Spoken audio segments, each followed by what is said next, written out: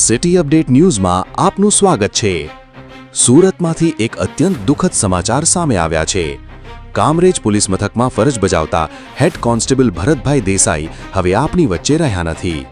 ભરૂચ નજીક મુંબઈ અમદાવાદ એક્સપ્રેસવે પર થયેલા ભયાનક માર્ગ અકસ્માતમાં તેમનું કરુણ નિધન થયું છે।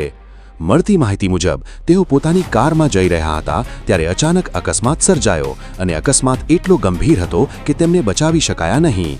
ભરતભાઈ દેસાઈ માત્ર એક પોલીસ કર્મચારી નહોતા, પરંતુ તેઓ એક નિષ્ઠાવાન, કર્તવ્યનિષ્ઠ અને સૌના પ્રિય સાથીદાર હતા। વર્ષોથી કામરેજ પોલીસમાં સેવા આપતા ભરતભાઈએ અનેક લોકોને ન્યાય અપાવ્યો અને સમાજની સુરક્ષા માટે પોતાનું જીવન સમર્પિત કર્યું। તેમના અચાનક અવસાનથી પરિવાર પર દુઃખનો પહાડ તૂટી પડ્યો છે અને સમગ્ર પોલીસ બેડામાં શોકની લાગણી વ્યાપી ગઈ છે।